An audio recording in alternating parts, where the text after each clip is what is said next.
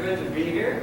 Had a great time during our Bible school hour just sharing about the ministry of Bring Good News and be able to connect some of the dots about our history together.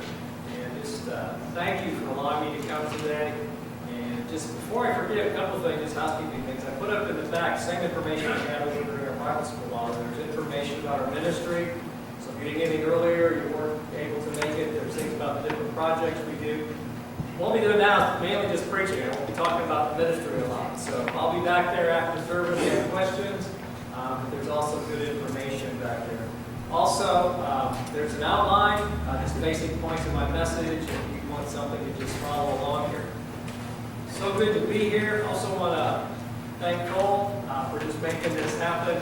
By the way, your preacher's great. He has just been right on top of things, getting everything ready for me. I do this on a fairly frequent basis. And let me tell you, it's not always like that. Sometimes I come in and they're like, oh yeah, you said something about PowerPoint, or, you know, they're just not prepared. And it was great to be able to walk in here today, and everything's cool, everything's ready to go. Appreciate that.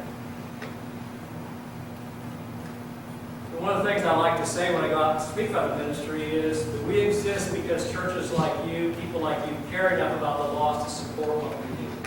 That's so true. You know, we don't have some, large benefactor, some large grant, some large organization behind us. We're a very small ministry by the world standards, by many Christian organization standards. We feel like we're able to do a lot for the Lord simply because of churches like you. So don't ever minimize, what you're doing and your support from us. And it's very needed. It's very appreciated. We so much like it. Well, the theme of my message today is the key to effective ministry. The key I want to talk about is something that church leaders, ministry people, particular missions people have called holistic ministry. Reaching out to the whole person. What is holistic ministry? I'd just like to share with you the definition that I found that I think really best describes it. It's a ministry that goes beyond simply preaching the gospel, as important as that is, and reaches out to the total person by seeking to meet the needs of the whole person. This would involve meeting spiritual needs, but also demonstrate the love of Christ by meeting physical terms. The term holistic ministry is probably new to most of you here today. It's actually a fairly new term to me. I've not been around too many years. But the idea behind and the practice of holistic ministry is very old. Matter of fact, I know it's at least 2,000 years old because it's the type of ministry that Jesus practiced. Jesus' practice of ministry is of seamlessly blending, meeting physical needs and meeting spiritual needs in order to lead people into a saving relationship with Him. And I believe that for the church to be effective today, we must duplicate Jesus' methodology, for lack of a better word, of holistic ministry, of reaching out to the total person. I chose this topic today because it's a universal topic from the standpoint, holistic ministry works wherever the church is. As a missions person, Kevin wanted to bring a missions-themed message. This is a missions message because it's the methods that we use when I'm working in places like India and the Philippines and Pakistan. But it's also a ministry that will work here in the United States, in Indiana where I live, and here in Pennsylvania where you live. And so it's good for all of us to learn more about this and see how we can apply this message to our lives. Is holistic ministry effective? I'd like to just share a couple of examples here, and hopefully it'll make it better. I need for you to use your sanctified imaginations. I want you to imagine you're not seated here in this beautiful auditorium, in this comfortable setting, but it's been your lot in life to be living in some very remote African village. So remote you've seen very few white people in your entire life. Your village, like many villages in Africa, is very poverty-stricken. And because of the poverty, there's all the problems that go with poverty. Your village doesn't have access to good, clean drinking water. And so children are dying from dysentery. The crops are not producing like they used to, and so you, as well as many other people in your village, go to bed hungry every night. And to make this even worse, when you go to bed at night, you can hardly sleep because your hands and Your arms itch horribly because you're going to have an infestation of a parasite called scabies. And scabies just cause horrible itching. Well, one day a white man comes into your town, he calls himself a missionary, you're not exactly sure what that is, but he begins to preach to you about Jesus Christ. This is God's Son, and how God loves you, and how He wants you to accept Jesus, and He wants to start a church in your town. And he preaches and preaches, and children are still dying of dysentery.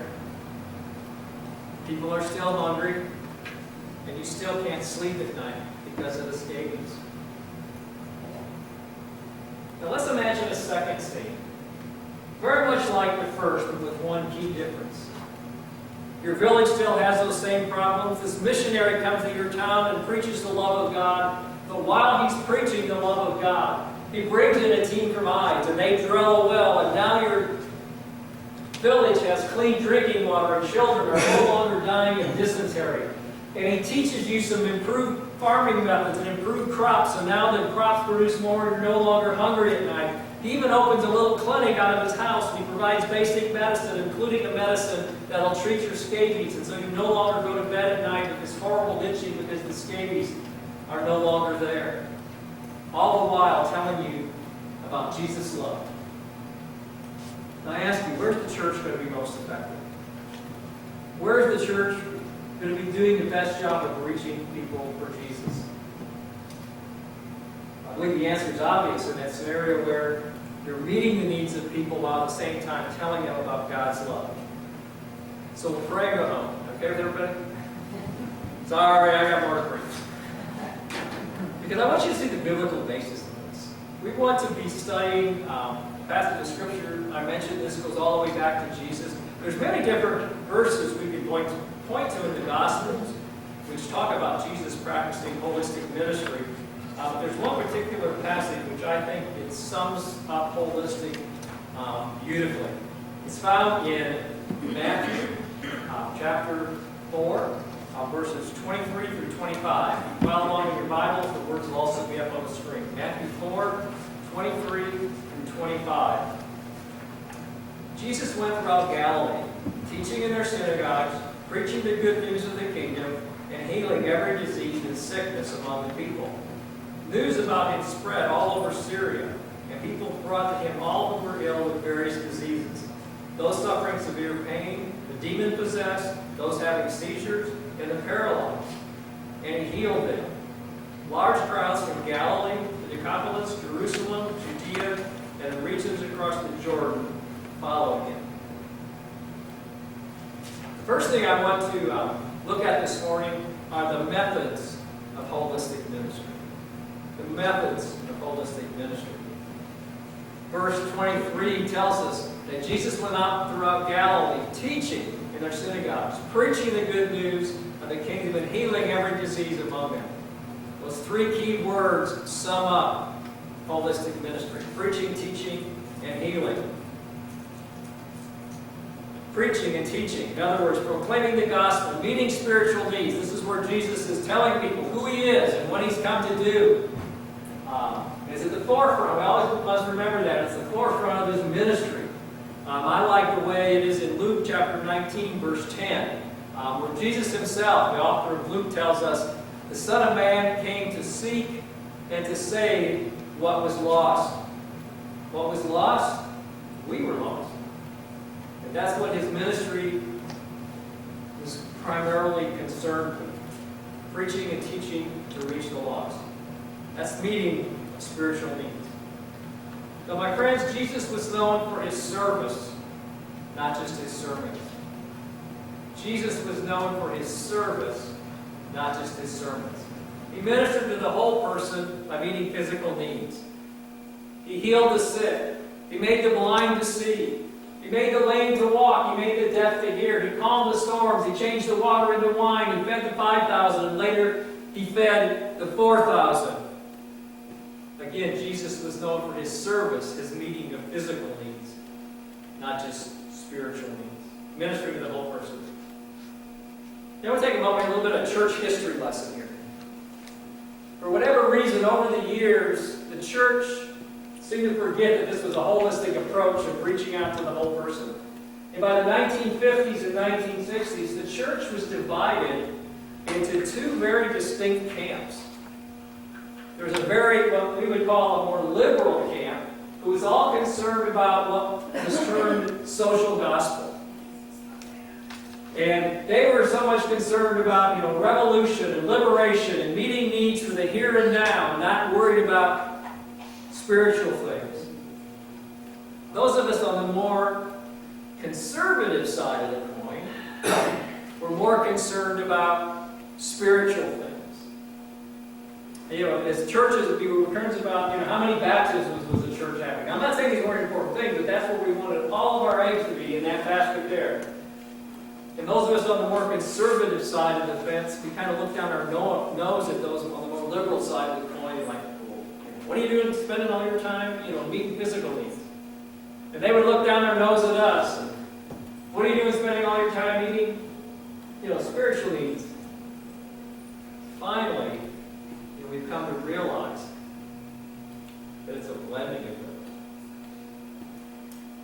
In fact, in the 1970s, you can kind of see a change even among our brotherhood, Christian churches, Churches of Christ. In the 1970s, a medical mission was started, which I served for a number of years, called FAME, the Fellowship of Associates of Medical Evangelism.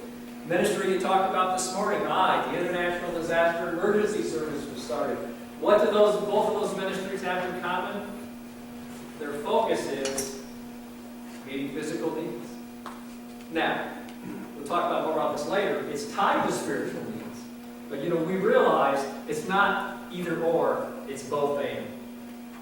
When it comes to meeting spiritual needs or physical needs, it's not either or, it's both and. As Jesus met the whole person's needs, we must do the same. Then we can illustrate it this way. I do a lot of flying and mission trips and different things. And suppose I get on a plane someday, and before we go anywhere, the pilot comes on and says, "Hey, folks, I want to let you know this. There's a problem with our left wing. It might fall off in the middle of the flight, but don't worry about it. We still have our right wing." I'm getting off that plane, and everybody else, including the pilot. It takes both wings to fly a plane. My friends, I believe it takes both wings, so to speak, for the church to soar. Meeting the needs of the whole person, whether they be physical or spiritual. And so we see there the importance of the methods of holistic ministry. Preaching, teaching, healing, or meeting physical needs, meeting spiritual needs. Second point I want to bring your attention is the momentum of holistic ministry. The momentum of holistic ministry. This is where just more and more people are coming. I like the way there's a version of the Bible called The Message. And in verse 24 it actually says, more and more people came, the momentum gathering. More and more people came. As the word got out that this is wonderful sermons Jesus was preaching, and at the same time he was healing people, people wanted to be in on it. The momentum was building. I think of it this way. It's kind of like one of those old cartoons we used to watch on Saturday mornings. Sometimes there would be this scene, where there'd be this guy on top of a mountain, and the mountain's covered with snow. And he'd be up there and he'd make a little snowball, and he would start it down the mountain. And what would happen is it would go down the mountain. It'd get bigger and bigger, and pretty soon it's obliterating everything in its path.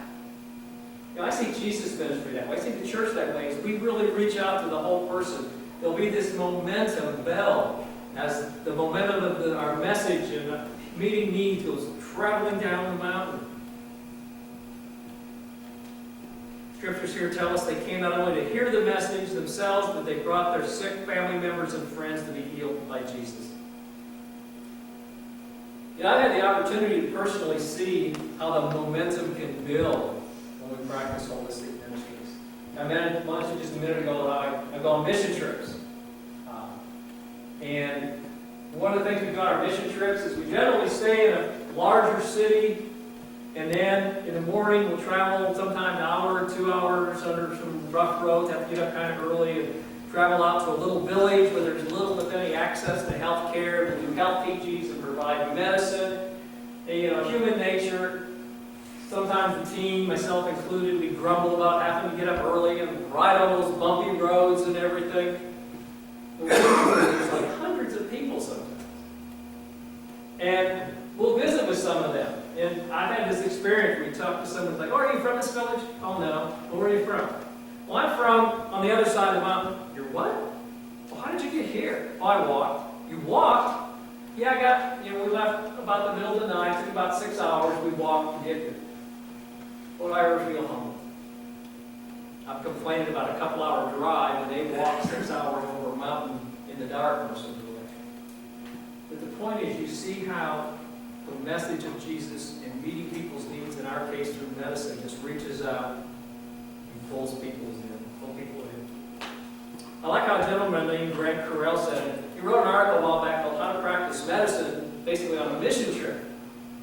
And he talked about the number of people that come. It says, it's like the circus has come to town and we're the clowns. Everybody wants to see us.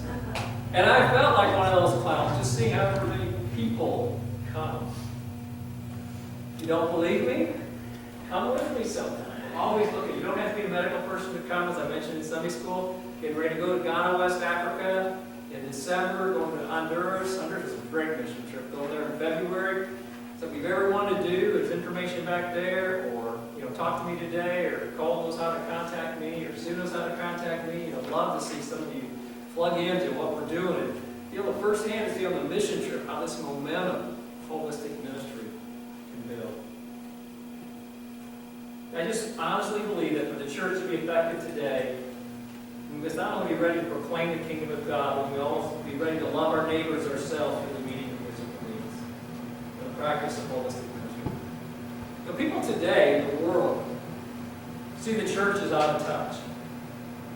They see us about as relevant as an old Model T Ford in a self-driving electric car world. They just think, we're out of touch.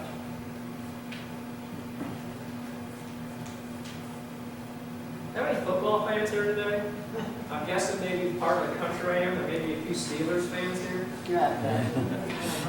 I would say sorry about your quarterback, but I'm from Indianapolis. If you know anything about the NFL this year, our quarterback decides to retire. Should have been the prime of his career. So, whether your team is the Indianapolis Colts, the Pittsburgh Steelers, the dreaded evil New England Patriots, a college team, high school, whatever, I bet there's one thing you never said about your football team.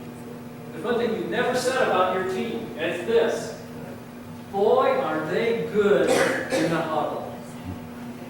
Boy, do they know how to huddle. They know how to make a great circle. The quarterback, he knows how to call those plays. They are so... Nobody says that about a team. They're not. Why? You don't care what happens in the huddle. Is the huddle important? Yes. But what do we care about? The plays the team makes on the field. The touchdown scores. The adversary field goals. If you follow football after the Indianapolis Colts joke there, he's not doing so much. But he has been the most effective field goal kicker in the history of the NFL. We get excited when he makes his field goals. We get excited when a team scores. My point. I believe the world sees the church as great huddlers. We are great when we come together on Sunday morning. We are great when we come together midweek or Sunday night or whatever. We're great. And then, again, just like the huddle's needed in football, we need to huddle. But the world will see the church as being effective when we're outside these walls meeting needs. That's where we need to be. We need to be making plays. We need to get out of our holy huddles. We need to be making plays on the field of life. I believe that the more Lake Lynn, the more that this area sees the Oak Grove Church reaching out to meet the needs of this area, the more relevant and effective this church will become. Exactly why I call holistic ministry a key to effective ministry. How do we make the church relevant? By practicing the great commandments. Remember when Jesus was asked, what's the greatest commandments, and what did he say? He's only asked what the first one is. He said, love God. But then he went one step further. Second one, love your neighbor as yourself. And the words used there in the original language of the New Testament of love is action. New Testament sense of love is a selfless concern about the welfare of others. It implies action. How can we love others like this? How can we practice holistic ministry? How can we be the hands and feet of Jesus? By teaching English to an immigrant, legal or illegal. By taking a meal to a neighbor in need. By babysitting for a single mom so she can have some time for herself. By offering transportation to an older person who can no longer drive. By offering employment to someone who's lost their job. By, you know your situation. You fill in the blank. How can you be the hands and feet of Jesus? So as we looked at the methods, holistic ministry, and meeting physical and spiritual needs, we see the momentum building, and finally, we see multitudes of disciples resulting in holistic ministry. Multitudes of disciples resulting in the practice of holistic ministry. Find this in verse 25. It says, "And there followed him great multitudes from Galilee and Decapolis and Jerusalem and Judea and from beyond the Jordan." When holistic ministry is practiced, people will come into a saving relationship with Jesus Christ. People will follow him. You know, why did Jesus perform his miracles? Well, it's obviously he wanted to show his love, he wanted to help people. But I believe in other Bible scholars, if you study this, it was also his miracles were a confirmation of his message. His miracles were what opened the doors. I say it was a means to an end. The preaching, the teaching, the healing, which the healing is the miracles, was the means he was using with the end being disciples, with the end being followers of Jesus. Jesus' miracles were not simply just to entertain the crowd, although I'm sure they were entertaining. How cool it would have been there that day when the water was changed to wine. Jesus walked on the seas where he fed the 5,000. But he was doing that to open the door for the gospel. And I firmly believe that that's true in this church or any church. If we're going to be able to bring more disciples in, people must see that we love them.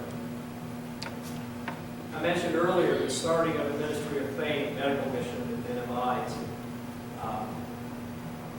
You know, what we used to say when we were in Faith was that the medicine was our door. You know, we went to show God's love through medicine so that ultimately we could fulfill our mission of reaching people for Christ. That's so true. I love the way one person has phrased this. It says simply, do good works, to create goodwill, to open the door for the good news. We do good works, showing love for our fellow man, whether they be in the church or outside. To create goodwill, which opens the door for the good news. I just want to have you ask yourselves today, how can you be the hands and feet of Jesus to the lost today? There are opportunities almost every day. We can find ways that we're just looking for them to show Jesus' love in a holistic way. Reaching out to the sick, reaching out to those in need. A lot of churches would say, well, yeah, we're doing that. Let me share you something from my church. Every year we have a big food drive leading up to Thanksgiving. And we collect all kinds of food and canned goods, dry goods, people bring it into the church and everything. And we kind of pride ourselves on saying, we have a neighborhood we work with that are people that are underprivileged can use the food. It's like, we're not giving them enough food just for Thanksgiving. We're giving them enough food for a whole week.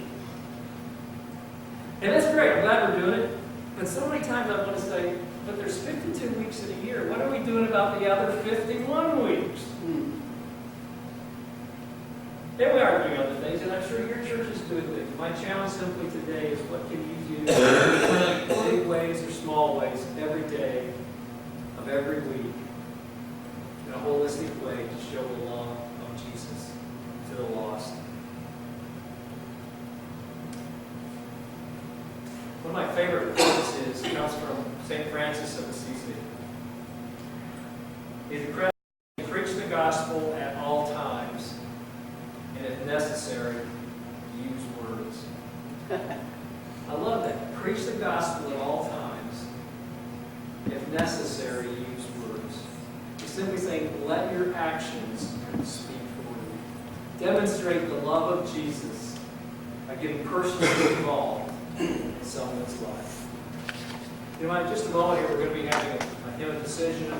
I know most of us here, they are already Christians. So we challenge simply, you make this a hymn of decision too, where you decide to take each day and look at ways that you can live your life by preaching the gospel, without ever you have to speak the word. Let your actions speak, your actions in love. That's prayer. Father, thank you for this time to study your word. Father, thank you for Jesus' model of ministry and preaching and teaching and healing, and how we can just duplicate that in many ways in our lives as we can reach out in love to the lost. Thank you for this church, Lord, the Wolford congregation, and how they faithfully serve you, how they support missions, just the partnership that they've had with Bring Good News and ICE and others. Pray that you'll be with the church as they seek to reach the lost for you and to grow in you. Pray that you'll be with just our world today. They so much need to know Jesus' love, and may we be instruments of that love. Offer this prayer in Jesus' name.